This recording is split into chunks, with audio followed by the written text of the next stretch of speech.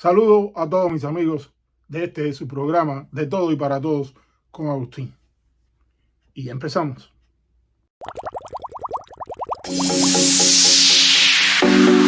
Pues bien, hace unos días pude subir a YouTube un video en la continuación de este serial que estoy realizando de músicos guireños de todos los tiempos.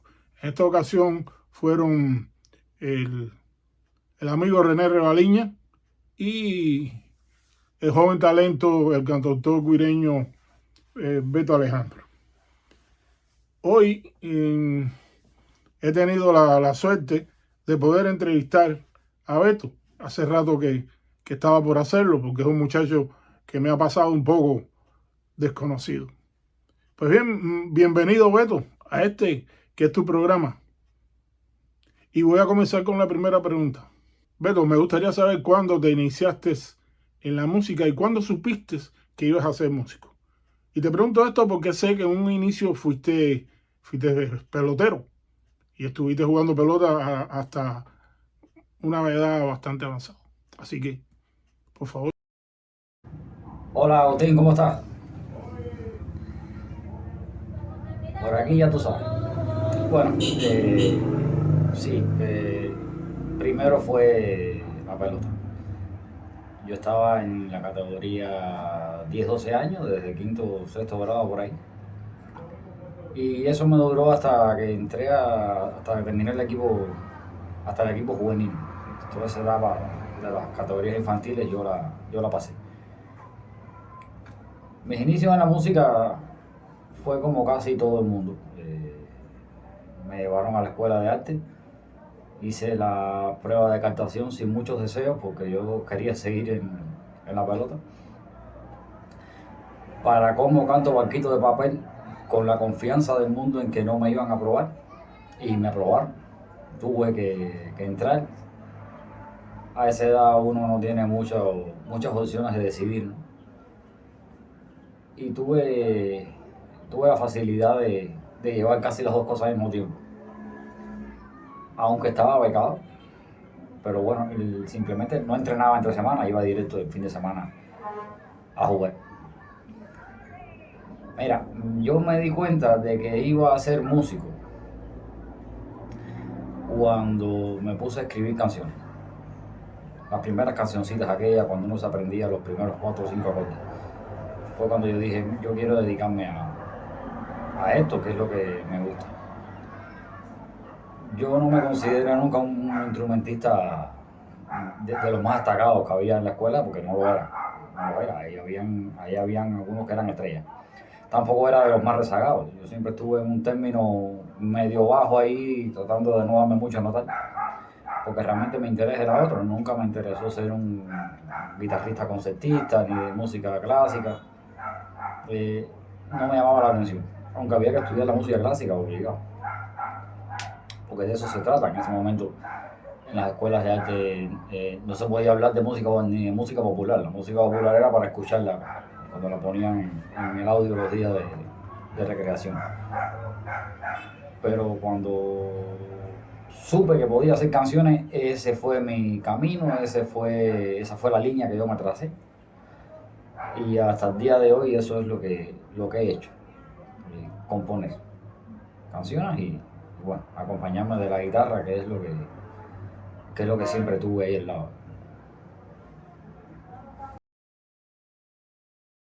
Entonces, no oficialmente, ¿con quién tocaste por primera vez?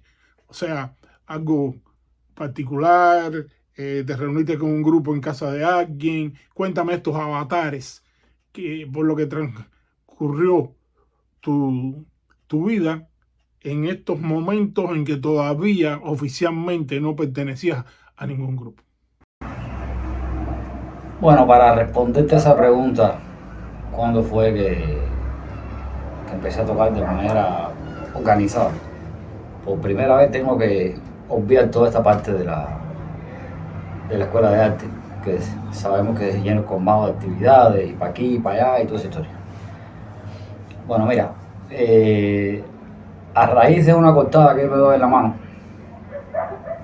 tuve 2 años prácticamente sin poder tocar la guitarra y descubrí que cogiendo un tocadisco, un disco de acetato, cortándolo en cuña, yo cogía y me lo ponía aquí amarrado con una espada, pues no tenía presión en los dedos para agarrar la aguja, empecé a tocar la aguja.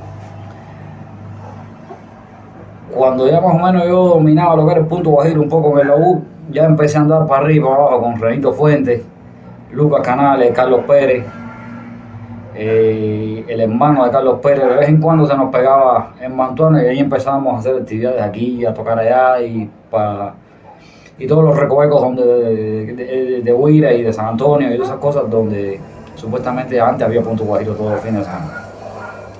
Pero la primera vez que yo me paré en un escenario a tocar punto guajiro, me acuerdo que fue en la iglesia de Rincón, que voy con Renito y Carlos Pérez.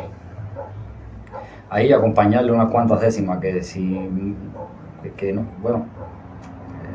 recuerdo que el guitarrista que fue conmigo, que no tenía ni idea de punto guajiro, yo le digo, mira, es por aquí, es por allá. Y después se le pegó un poco, era mi primo Jesús Sanabria, que ya lleva muchos años viviendo en Estados Unidos y un excelente guitarrista de rock. Eso fue prácticamente lo primero que hice y estuve años tocando punto guajiro y recuerdo que en las actividades nos turnábamos yo y Candito, las controversias, porque eran inmensas, eran larguísimas. Momento y los laúd en esa época no era como ahora, que hay cuerdas que aguantan un poco más de fuego, como le decimos, ¿no? Aquí eran unas cuerditas de acero que vendía Marcelino y terminando una controversia teníamos la mitad del laúd sin cuerdas, por lo menos lo que eran las primas, eso ya ahí no quedaba nada, había que estar transportando por las cuerdas de arriba. Y realmente sonaba raro, por eso nos turnábamos. Esas fueron las primeras presentaciones mías y a raíz de que yo, por supuesto, siempre hacía canciones, empecé a cantar aquí y allá con la guitarra y entré a la asociación Hermanos Saín. ¿Sabes cómo es eso? Tienes que pertenecer a algo para que te controlen. Y a raíz de ahí de la asociación Hermanos Saín pude caminar buena parte de Cuba, tocando en muchísimos lugares. Fue una época buena, fue una época bonita y creo que sentó las bases para ir mejorando en un futuro tanto la manera de acompañarse como la manera de escribir, la manera de ver las cosas. Los conceptos y las canciones van cambiando con los años. Así funciona. Ok, entonces ahora me gustaría saber con quién tocaste oficialmente por primera vez. ¿Cuándo y en qué lugar? Primera presentación oficial. Bueno, yo estuve 1 año viviendo en Bayahonda y ahí toqué en un grupo que se llamaba Retorno, que hacía música de la década de los años 70, 60. Y entré tocando el piano. Los pianistas se le había ido el país, creo, y le hacía falta un pianista. Yo venía un poco de la escuela de arte y más o menos dominaba un poco los acordes y esas cosas. Pero como esa música no es una música que tiene un gran nivel de complejidad, a mí me resultó bastante fácil pasar por ahí el año que estuve con ellos ahí. Realmente fue una experiencia buena y aprendí cosas, eran buenas personas. No sé si existirá esa agrupación todavía, más nunca fui a Bayahonda, he oído muy poco después que ya me fui de allá. Imagínate, de aquello hace 20 años o más, ¿sabes Dios? Yo tenía 15, tengo 42, hace rato ya eso. Pero ya la primera presentación oficial desde el punto de vista profesional fue con el quinteto Trovavana. Yo había hecho muchas audiciones para empresas como cantautor, como trovador, como lo que quisieran ponerme. y siempre me decían lo mismo, no, no nos interesa ahora un cantautor, no nos interesa ahora un trovador, y bueno, siempre, los primeros años como profesional siempre fue guitarrista de alguien, acompañando a alguien, o participando en el proyecto de otra gente, y el mío siempre se tenía que aplazar. Así que fue con Trovavana, después toqué con Son Pa' Que Suene, y sí, hice, al mismo tiempo acompañábamos a Virulo, el humorista, cuando venía aquí a Cuba. Después entré con Pancho Amá en el Cabildo, estuve 3 años hasta que le dije voy a hacer mi grupo, eso era algo que ya estaba hablado desde el principio. Entrando yo le dije a mis proyectos cuáles eran, hasta que ya hice mi propia agrupación con todas las cosas que tenía acumuladas en cuanto a aprendizaje, y ahí hice Beto Alejandro y su grupo. Y empezamos las presentaciones donde se pudiera tocar, como todo el mundo. Pero fue así. Y grabamos muchísimas cosas, tuve nominación al programa Cuerda Viva. Y fue una experiencia buena, muy buenas personas pasaron por mi agrupación, muchachos muy jóvenes, falta de carretera como se le dice, pero eran buenos instrumentistas, acababan de salir de la ENA o ELISA en algunos casos. Así surge Beto Alejandro y su grupo. Todo lo demás fue a golpe de esfuerzo, a golpe de malas noches, a golpe de aguantar muchas cosas durante muchos años, no solamente con mi grupo, pero durante muchos años hubo que soportar cosas que no tienen nombre, y pese a creo que un poco por la inmadurez que uno tenía en ese momento, a veces no sabía responder cómo era. Ya hoy esas cosas no me pasan.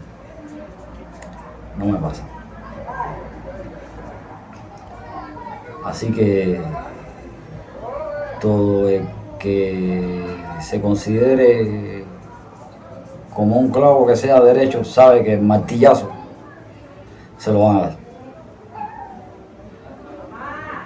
El clavo se joroba, pero se puede enderezar. Con mucho esfuerzo, pero se endereza. Pero los golpes siempre van a venir. Las malas vibras siempre van a venir, los comentarios negativos de personas que uno ni siquiera se lo espera siempre van a venir. Pero hay que seguir para adelante, y uno no puede amedrentarse por eso, porque los sueños son sueños, y la única persona capacitada para luchar por los sueños de uno es uno mismo. Algo estaré haciendo bien, o algo hice bien cuando muchas de esas cosas pasaban. No me arrepiento de nada, en cuanto artísticamente se refiere. Y solo me queda seguir haciendo canciones, seguir escribiendo libros, seguir haciendo todo lo que se me ocurra. Bueno, transcurrida esta etapa, creo que la pregunta que viene ahora es sobre el surgimiento del grupo. Yo sé que estabas en el Cabildo, se te dio la idea, formaste el grupo con los muchachitos estos que están contigo ahí y que surgieron de las escuelas de música. Pero háblame de esta etapa del surgimiento de Beto Alejandro y su grupo.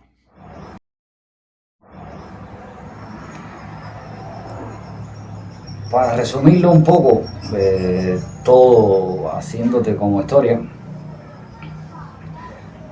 nada viene regalado. Entré a la escuela de arte con 1 año de atraso, tuve que hacer 2 años en uno. Casi a punto de graduarme me afectó la mano y no pude tocar más la guitarra. Me vine a graduar 3 años después en el conservatorio de aquí de Marianao, Fernando Carnicer. Entré a la Asociación Hermanos Saín como compositor. Viajé la mitad de Cuba. A los 22 años y medio ya tenía muchas presentaciones importantes y cosas que había logrado durante el trayecto de 4 o 5 años componiendo y cantando de manera muy seguida.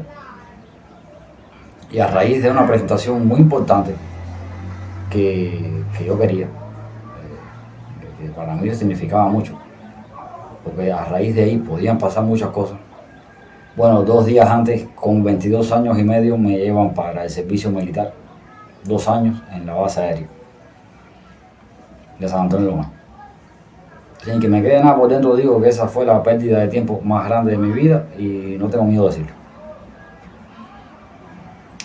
Cuando salí de ahí, ya con 25 años, no pude recuperar por todos los contactos que había perdido, toda la influencia que ya yo tenía. Y es cuando tuve que empezar a conformarme con ser siempre el guitarrista de alguien y ser el acompañante de alguien, porque fueron 2 años en el servicio, pero cuando salí ya la obra se había ido, ya. La guagua donde había que montarse ya había pasado y no pude hacerlo. Vine a tener mis papeles como profesional ya yo solo, como cantautor, que se me reconocía, ya tendría ya 30, 31, 32 años. Y fue cuando vi la oportunidad de poder hacer mi agrupación. Y entonces, para colmo, cuando logro tener la agrupación ya fija, ya casi con grabaciones, con videos, con nominaciones a premios, bueno, viene esta historia de la censura que ya hemos conversado en varias ocasiones y que bueno, está de más decirlo. Solo queda seguir, no perder el sueño, no perder los deseos, no perder las ganas, simplemente que me toca de nuevo esperar a que llegue la oportunidad y el momento de volver a empezar. Funciona así. No soy el primero ni el único, ni el último tampoco. Pero la vida tiene sus trabas y tiene sus recorridos. No me arrepiento de nada. Lo digo y lo repito. Pero ya en otro momento. Y si Dios quiere, en otro lugar, podré retomar mi grupo. Y bueno, comenzar de nuevo. Un abrazo, maestro. Y nos vemos. Entonces, amigos míos, hemos llegado a la parte final de este programa. Quiero agradecerle a Beto su gentileza por haberme dado su tiempo y haber llegado hasta ustedes. Hay muchas cosas todavía en el tintero que no se han dicho aquí. Cosas muy importantes. Y pienso que eso será posible en otra entrevista más adelante. Así que muchas gracias por la atención prestada. Espero que les haya interesado este programa. Y sobre todo, suscríbanse que lo necesitamos. Así que hasta la próxima y vayan con Dios.